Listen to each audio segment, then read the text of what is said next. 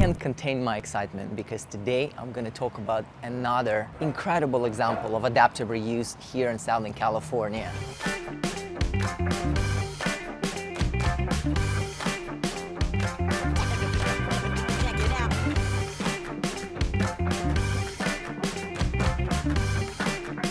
First, let's talk about the location of this building. If buildings could brag about their location, this one would never shut up because it's close to virtually everything.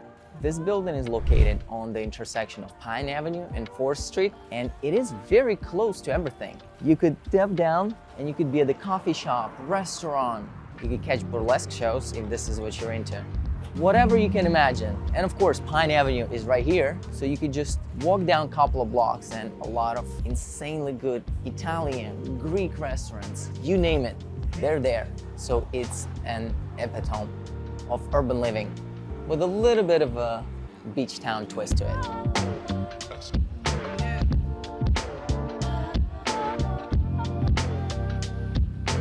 Let's touch on the history of this building. It started to get constructed either in 1927 or 1928, and it got finished in 1929. That time was a difficult one in American history, as you know. Economic depression hit right after stock market collapsed in 1929, so that was probably one of the reasons why this building didn't really start working as a department store, because that's how it was intended originally, up until 1933, probably waiting for economy to recover a little bit. Now, depression lasted all the way to early 40s. However, here in Long Beach, oil boom of 30s continued the growth of the city, and the buildings were popping up over here, and the life continued, and the sales kept going up even at the very, very challenging years of economic depression in 1930s.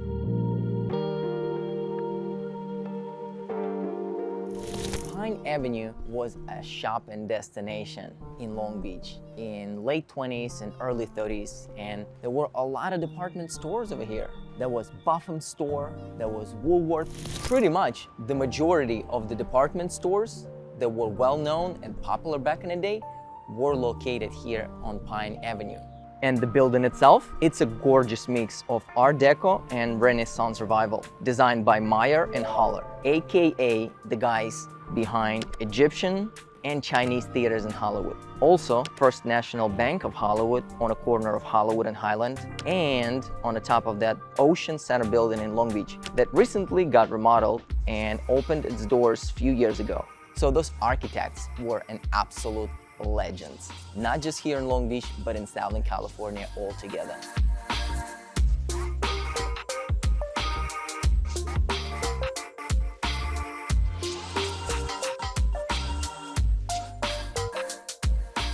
But let's touch base specifically on adaptive reuse aspect of regeneration of this building. As you can see, it is a 4-story building, and originally it all was used as a department store. However, later on, the first floor was converted to a couple of commercial and retail spaces, and the upper 3 floors were converted to 39 lofts. On the top of the building though, there were 7 penthouses added later on in 2000s. So as you can see behind me, there is retail and commercial spaces on the ground floor, together with a beautiful lobby. All together, that's about 20,000 square feet.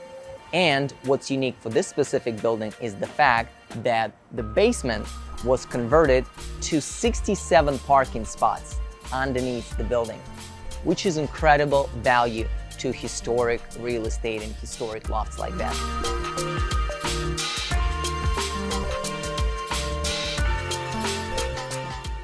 But let's talk about some design features that you could find in Walker Building Lofts. Of course, high ceilings, 14-foot ceilings that you would see on the 2nd, 3rd, 4th floor over here.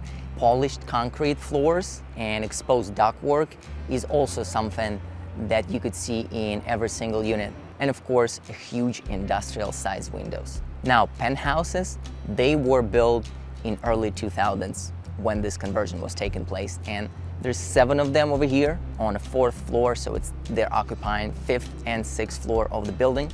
They all are over 2,000 square feet. They all have 2 stories and incredible exposure to downtown views. There are some communal spaces, there's not a lot of them, but they do exist. And also there's a rooftop deck that's being shared among all of the residents over here. Units in this building range anywhere between 989 square feet to 2,590 square feet. That's the biggest unit in the building, and not surprisingly, it's one of the 7 penthouses, of course. First sales in the building took place in 2002, and they were around mid $300,000 range.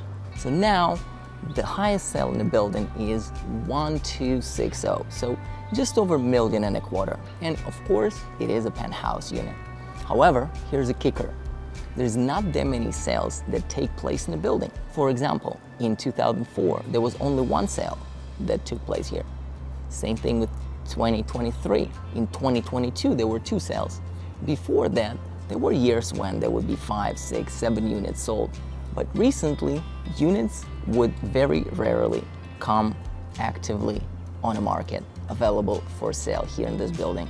And I guess it tells you how desirable it is, how much people don't want to live. Currently, there is 1 unit for sale over here. It's 1 bedroom, 1 bathroom, roughly 1,700 square foot property, available for $789,000. So if you're curious about seeing this unit, let me know.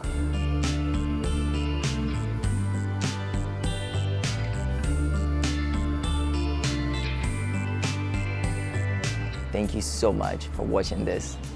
Please like this video, subscribe to the channel, give me all of the support you can, and maybe share this video with people that might be interested in the topic of historic architecture here in Los Angeles. Oh, and by the way, don't forget to watch the second part of this video where I talk to one of the oldest residents that's been here for 20 plus years. One of the first people that purchased the unit over here and has been residing here ever since.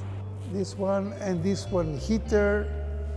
So that's the part of original building. Yeah.